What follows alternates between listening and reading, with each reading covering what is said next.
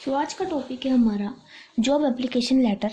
Class 12 term 2 में हमारा English में आने वाला है राइटिंग स्किल का ये topic, job application letter. Job application letter हम तब लिखते हैं जब हमें किसी भी जॉब के लिए अप्लाई करना होता है। तो इसका एक फॉर्मेट होता है, वो फॉर्मेट ये रहा, ठीक है। अब सबसे पहले हम जैसे नॉर्मली किसी भी लेटर में लिखते हैं सेंडर का एड्रेस, यानी कि जो भेज रहा है उसका एड्रेस, ठीक है। जो लेटर लिख रहा है वो हमारा उसका एड्रेस आ जाएगा और डेट एक लाइन छोड़ के, देन हमारा रिसीवर्स एड्रेस, एंड इनकी जो लिमिट होती है वो मतलब 2 to 3 लाइंस में आ जाना चाहिए। ऐसे ये हमारा 2 to 3 लाइंस में आ जाना चाहिए, ठीक है। देन एक लाइन छोड़ के हम लिखेंगे सब्जेक्ट, ठीक है। जैसे हमें किसी भी जॉब के लिए अप्लाई करना है तो यहाँ लिख देंगे कि एप्लीकेशन फॉर जॉब, जो भी हमें चाहिए, ठीक है, वो हम ऐसे लिख सकते हैं। अब हमारा आता है, अब हम इसकी बॉडी कैसे स्टार्ट करेंगे। डियर सर लिखेंगे एक लाइन छोड़ के, देन हम इसकी बॉडी कैसे स्टार्ट करेंगे। तो सबसे पहले ये आप एक ऐसा है, इन लाइंस को आप याद कर सकते हो एंड ये लाइंस हमारी हर एक जॉब एप्लीकेशन लेटर में चल जाएंगी। ये है on the basis of your advertisement, कि हमने आपका एडवर्टीजमेंट देखा इन, ये कहाँ, यहाँ पे कोई भी न्यूज़पेपर का नाम आ जाएगा, न्यूज़पेपर का, ठीक है, कि मैंने इस डेट को, जिस डेट को मैंने एडवर्टीजमेंट देखा है न्यूज़पेपर में, वो यहाँ पे डेट आ जाएगी, ठीक है। कॉमा लगा के I offer myself as a candidate for the post of, जो भी पोस्ट के लिए एडवर्टीजमेंट निकला था उस पोस्ट के लिए अगर मैं उत्सुक हूँ कि मुझे उस जॉब के लिए अप्लाई करना है, तो मैं उस पोस्ट का नाम यहाँ पे हम लिख सकते हैं, ठीक है। अब आता है हमारा यहाँ पे ये वाली 3 लाइन्स लिखी एंड देन हम लिख सकते हैं आई विल बी हाईली ऑब्लिज्ड, ठीक है, obliged if you kindly consider me for the said post. मतलब मैं आपका बहुत आभारी रहूँगा अगर आपने मेरे को ये जो यहाँ पे आपने एडवर्टीजमेंट में जो लिखा था उस पोस्ट के लिए अगर आपने मेरे को अच्छा समझा, अच्छा कैंडिडेट समझा एंड वो पोस्ट मेरे को दी, तो मैं आपके लिए आपको मतलब आपका आभारी रहूँगा। तो ये हम ऐसे कर सकते हैं, ठीक है। अब है माई बायोडाटा इज़ एनक्लोज्ड। अब ये लेटर ना थोड़ा अलग है और लेटरों से। अब ये लेटर भाई यहाँ तक तो पूरा चल रहा है कि जैसे हम एक नॉर्मल लेटर ड्राफ्ट करते हैं, बट ये अभी ख़त्म नहीं हुआ है। इसके बाद हम अपना बायोडाटा लिखते हैं कि हम हमारा नाम ये है, हमारा एड्रेस ये है, हमारा फादर्स नेम ये है, ठीक है। तो ऐसे हम लिखते हैं बायोडाटा में, ठीक है। एंड हम एक लाइन लिखते हैं my biodata is enclosed here with for your kind परसुअल। मतलब ये हमारा क्या है, इसके साथ मैंने एक बायोडाटा अटैच किया है एंड हमेशा ये याद रखना कि ये एक पेज पे आना चाहिए and biodata neat and clean अगले पेज पे आना चाहिए, ठीक है। अब ये लिखने के बाद हम एक लाइन छोड़ के लिख सकते हैं योर्स फेथफुली XYZ, अपना नाम, ठीक है, जिसने भी ये लेटर लिखा है, यानी कि जो पोस्ट के लिए उत्सुक है, जो उसको लेना चाहता है, ठीक है। अब हम लिखते हैं बायोडाटा। तो ये है हमारा बायोडाटा। बायोडाटा में जैसे आप अपना सबसे पहले नाम लिखते हो, ठीक है, एक बॉक्स में एनक्लोज कर सकते हो ताकि एक अच्छी प्रेजेंटेशन लगे। नेम, ठीक है, नाम लिखोगे, देन अपने फादर्स नेम, अपने फादर का नाम लिखना है। फिर आपको एड्रेस, अपना एड्रेस लिखना है यहाँ पे। डेट ऑफ बर्थ, नेशनैलिटी यानी आप किस राष्ट्रीयता से बिलोंग करते हो, जैसे हम इंडियन हैं तो मैंने यहाँ पे इंडियन लिखा है। मैरिटल स्टेटस, ठीक है, शादी हुई है नहीं, सिंगल, ठीक है, अगर हो गई तो मैरिड लिख सकते हो, ठीक है। अब आया हमारा ये जो हमें कंपलसरी बताना ही होता है, एजुकेशनल क्वालिफिकेशन। अब इसमें क्या होता है, हम किसी भी जॉब के लिए अप्लाई करते हैं तो जो जॉब देने वाले होते हैं वो हमारी क्वालिफिकेशन पूछते हैं, एजुकेशनल क्वालिफिकेशन क्या है, ठीक है। तो आपको इसमें ऐसे एक टेबल बना देनी है, ठीक है। तो जैसे मान लो एग्ज़ाम आपने दिया, 10th का दिया, ठीक है, कितनी परसेंटेज आई, कितने ईयर में आया, आप लिख सकते हो, और कौन से कॉलेज या यूनिवर्सिटी। जैसे मान लो हमारा CBSE है तो मैंने CBSE लिख दिया, ठीक है। ये 12th में भी मैंने CBSE से करी है तो CBSE लिखा, ठीक है। ईयर कौन से ईयर में करी, परसेंटेज कितनी आई, ठीक है। अब जैसे कुछ भी हो सकता है, अगर आप लेक्चरर के लिए अप्लाई कर रहे हो, इंग्लिश में लेक्चरर, ठीक है, तो आपका ये वाला जो है BA MA आप दिखाओगे, B.Ed दिखाओगे, ठीक है, ये सारी क्वालिफिकेशन दिखाओगे, ठीक है। अगर कुछ भी होगा, अगर साइंस में किसी साइंस के टीचर हैं तो BSc MSc और भी जो उनके लिए स्पेसिफिक क्वालिफिकेशन रिक्वायर्ड होती हैं, ठीक है। और भी बहुत सारे हो सकते हैं। ऐसे अगर कोई स्पोर्ट्स टीचर के लिए अप्लाई करना चाहता है, ठीक है, तो आप कुछ भी कर सकते हो। जैसे 10th करा, 12th करा, ठीक है, हमने ऑनर्स करी फिजिकल एजुकेशन में, ठीक है, एंड फिर मेरे इतने साल का मेरे को एक्सपीरियंस है, आप यहाँ पे लिख सकते हो। यहाँ पे एक्सपीरियंस वाली बात आएगी, ठीक है, कि मैंने मेरे को ट्रेनिंग भी दी गई है, तो आप ऐसा लिख सकते हो, ठीक है। वर्क एक्सपीरियंस में लिखा कि 5 years टीचिंग की, अगर टीचिंग के लिए हम अप्लाई कर रहे हैं, टीचिंग का कोई जॉब टीचर बनने के लिए हमें अप्लाई करना है तो, ठीक है, PGT TGT आप ये सब लिख सकते हो, पोस्ट ग्रेजुएट टीचर, ठीक है, ऐसे करके आप लिख सकते हो, ठीक है।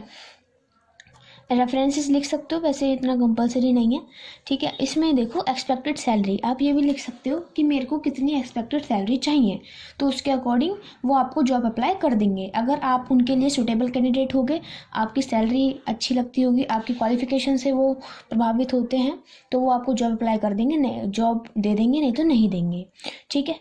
अब एक सैम्पल क्वेश्चन देखते हैं, होपफुली क्वेश्चन आपको विजिबल हो रहा होगा। तो इस क्वेश्चन में बोल रहा है कि हमें जॉब के लिए अप्लाई करना है for the job of management trainees, ठीक है, मैनेजमेंट ट्रेनीज के लिए हमें जॉब अप्लाई करना है, मैनेजमेंट से रिलेटेड ट्रेनीज के लिए, मतलब हम एज ट्रेनी काम करना चाहते हैं, एज ट्रेनी जॉब चाहते हैं, तो हमें उसके लिए जॉब एप्लीकेशन लेटर लिखना है। तो सबसे पहले वही फॉर्मेट के अकॉर्डिंग अपना एड्रेस, डेट जिसको हम लिख रहे हैं, और वो क्वेश्चन में गिवन ही है, the manager HRD Microtek India limited Noida UP, ठीक है। अब हमारा सब्जेक्ट कि हम किसके लिए अप्लाई कर रहे हैं, applying for management job of management trainees, ठीक है। रिस्पेक्टेड सर लिखा, फिर वही स्टार्ट हो गया, ठीक है। On the behalf of advertisement which I have seen in Hindustan times under classified column situation vacant, ये आपको क्वेश्चन में गिवन होगी ये लाइंस, ठीक है, कि कौन सी न्यूज़पेपर से लिया, ठीक है, डेट आप कोई भी हाइपोथेटिकल डाल सकते हो, and came to know your company is going to, ये भी आपको क्वेश्चन में थोड़ी बढ़ा चढ़ा के लिख दिए ताकि सही लगे ये बॉडी, ठीक है। वो क्वेश्चन में आपको गिवन होगा, नहीं गिवन है तो आप बिल्कुल वैसा ही एज इट इज़ फॉर्मेट भी लिख के आओगे, तब भी मार्क्स नहीं कटेंगे, ठीक है। अब आया हमारा, your company is going to appoint management trainees for newly settled plants of the group settled in Bhiwadi Rajasthan, मतलब मैनेजमेंट ट्रेनी की ज़रूरत है, क्यों, क्योंकि हम उस कंपनी ने न्यूली प्लांट सेटल करे हैं भिवाड़ी राजस्थान में, ये जगह का नाम है। आई offer my self for the same, मैं भी अपने आप को इस चीज़ के लिए प्रस्तुत करता हूँ या करती हूँ। I also have an experience, मैंने एक्सपीरियंस भी डाल दिया मैंने, मेरे को मैनेजमेंट का एक्सपीरियंस है 5 years का, एज मैंने ट्रेनिंग भी मेरे को मिली है कि मेरे को कैसे ट्रेनिंग देनी चाहिए, ठीक है, ऐसे भी लिख सकते हो।